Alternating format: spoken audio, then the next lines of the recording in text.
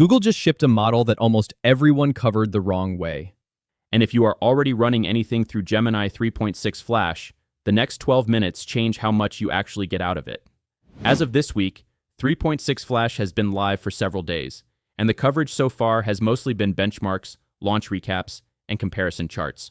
Almost none of it has answered the one question that actually matters once the hype settles down.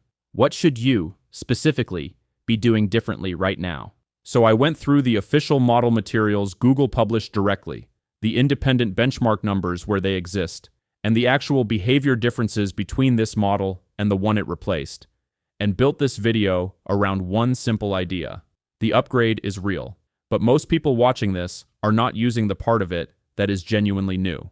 This video is 5 specific, usable features in Gemini 3.6 Flash, ranked by how much they actually change your output, not 5 generic tips that would apply to any model update. Every one of these is tied to something Google actually shipped, and where independent data exists, it is checked against that instead of just the launch page. We are going to start with the one that unlocks the biggest share of the benchmarked gain, because if you only take one thing from this video, it should be this first one. What actually changed first? Gemini 3.6. Flash replaced 3.5 Flash as the mainline fast-tier model in the Gemini lineup, shipping in the same release window as a cheaper flashlight variant and a restricted government-only model called Flash Cyber. Those other two are not what this video is about. This is about the one model you are actually going to sit down and type prompts into today. Google says the real gains are concentrated in 2 areas: coding and agentic task handling. Its own materials put the numbers on the table plainly. On Deep SWE, the coding benchmark, 3.6 Flash scores 49% against 3.5 Flash sitting at 37%. On the OS World Verified Computer Use benchmark, it is 83% versus 78.4%. On GDP Val AA, the knowledge work benchmark, the score climbs from 1349 to 1421. And Google claims the model uses 17% fewer output tokens getting there. Here is the fairness pivot this whole video is built around. Those are Google grading its own homework on Google-picked tasks. The independent number that matters more comes from artificial analysis, the closest thing this space has to a neutral referee, and their aggregated intelligence index score puts 3.6 Flash at 50, which is, near enough, exactly where 3.5 Flash already sat. No independently measured broad intelligence gain at all. That is not a contradiction. It means the gains are real and narrow, not real and universal. Every feature in this video either taps directly into that narrow, verified improvement, or deliberately avoids assuming a gain that the independent data says is not actually there. Keep that distinction in your back pocket, because it decides which of these 5 features are worth your time on any given task. Feature 1. Give it a staged build, instead of one big ask.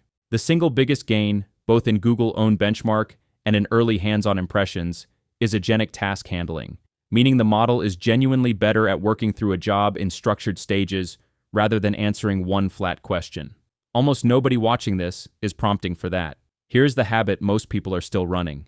You type something like "build me a script that tracks price drops and sends an email," hit enter, and get one big response back that you then have to untangle if anything is off. That is a one-shot ask, and it does not touch the part of 3.6 Flash that actually improved. The version that taps the real gain looks different. Ask it to work in stages and to check in with you after each one before moving forward. Stage 1, plan the approach. Stage 2, write the core logic. Stage 3, add the alerting and error handling. Same underlying task, but now you are asking for the exact thing the Deep SWE and OS World verified numbers measured, sustained multiple step work with checkpoints, instead of a single guess you have to hope lands right on the first try. This alone is where most of the benchmarked improvement actually shows up in day-to-day use, and it costs you nothing but a different sentence structure. Feature 2. Hand it the whole file, not a fragment.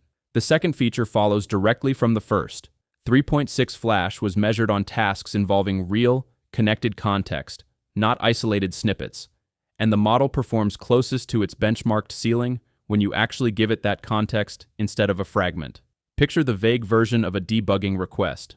My login function is not working. Can you fix it? No context, no idea what is actually broken, no boundary on what the model should leave alone. Now picture the version that hands over the surrounding picture. Here is my login function, and the hashing function it depends on. It is letting wrong passwords through. Fix only the comparison logic. Do not touch how passwords are hashed or stored, since other parts of the app depend on that staying exactly as it is. That second version is doing precisely what the improved multiple file, longer context handling was built for, handing over the surrounding code and drawing a clear boundary around what should and should not change. It is the difference between actually testing whether 3.6 Flash got better at real debugging and only testing whether it can guess your intent from a single line. Worth building into a habit, because it works even better once you pair it with the next feature. Feature 3. Let it operate inside tools, not just answer inside a chat box. This is the feature almost nobody outside of developers building directly on the model even realizes exists. The OS World Verified benchmark that jumped from 78.4% to 83% is not a chat benchmark. It measures computer use, meaning the model actually interacting with interfaces and tools to complete a task, not just describing what someone else should click. If you are only ever typing questions into a chat window and reading answers back, you are using perhaps half of what 3.6 Flash was actually optimized to do this cycle.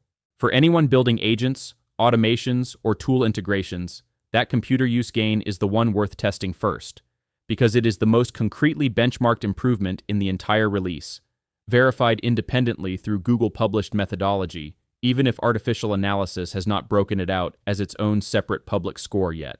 To be clear, that gap in independent breakdown does not mean the gain is fake. It means the specific computer use number is currently Google claim plus a benchmark result, not yet a fully independently reproduced figure, and the honest move is to treat it as promising and verifiable in principle rather than settled. Feature 4. Actually use the token savings, on purpose.